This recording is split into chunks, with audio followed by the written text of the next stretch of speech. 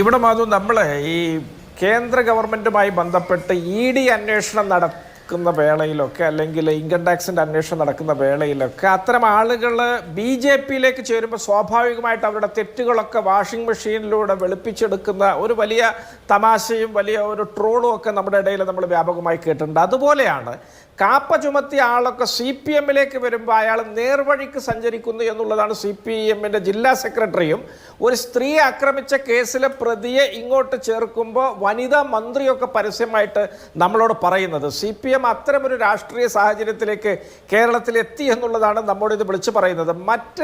ഇന്നേ ദിവസം നടന്ന മറ്റൊരുപാട് സംഭവങ്ങൾ നിങ്ങൾ നോക്കുക. പാനൂർ സ്ഫോടന കേസിലെ പ്രതികൾക്ക് ഇന്ന് ജാമ്യം കിട്ടുകയാണ്. കുറ്റപത്രം 90 ദിവസത്തിനകം സമർപ്പിച്ചില്ല. ഗുരുദേവ കോളേജിലെ പ്രിൻസിപ്പാളിൻ്റെ കാര്യമൊക്കെ നിങ്ങളിവിടെ ചർച്ച ചെയ്തു.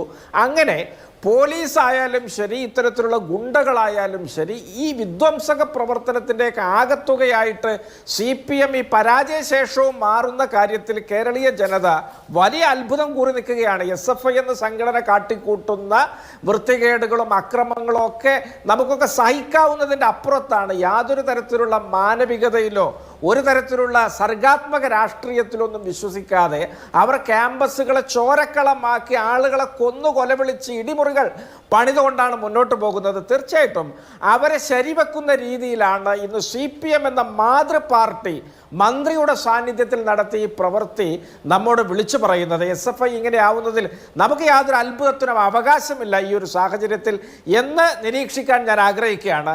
അക്രമത്തിലൂടെ ജനിച്ച് അക്രമത്തിലൂടെ വളർന്ന് അക്രമത്തിലൂടെ നിലനിൽക്കുന്ന അക്രമികളുടെ സംഘമാണ് CPM എന്ന വലിയ വിമർശനം അവർ കാലങ്ങളായി ഏറ്റുവാങ്ങി പോരാറുണ്ട്. ശരിയാണ് എന്ന് കേരളത്തിലെ ജനങ്ങൾ ചിന്തിച്ചു പോവുകയാണ്. പക്ഷേ ഇന്നിപ്പോ സർവകലാശാല വിസിക്ക് രജിസ്ട്രാർ റിപ്പോർട്ട് നൽകിയിട്ടുണ്ട്, ആഭ്യന്തര അന്വേഷണ റിപ്പോർട്ട് നൽകിയിട്ടുണ്ട്. KSU നേതാവ് സാൻജോസിനെ ഇടിമുറിയിൽ കൊണ്ടുപോയിട്ടില്ല എന്നും ഹോസ്റ്റലിലെ 121 നമ്പർ മുറിയിൽ കൊണ്ടുപോയി മർദ്ദിച്ചില്ല എന്നും 121 നമ്പർ മുറി എന്ന് പറയുന്നത് റിസർച്ച് സ്കോളറിൻ്റെതാണ് എന്നൊക്കെയാണ് ഇന്നിപ്പോൾ അവരുടെ ആഭ്യന്തര അന്വേഷണ റിപ്പോർട്ട് സർവകലാശാല വിസിക്ക് നൽകിയിരിക്കുന്നത്. ഇത് സംബന്ധിച്ച വാർത്തകളും വിവാദങ്ങളും പ്രതികരണങ്ങളും ഒക്കെ നമ്മൾ വരും ദിവസങ്ങളിൽ പ്രതീക്ഷിക്കുന്നുണ്ട്.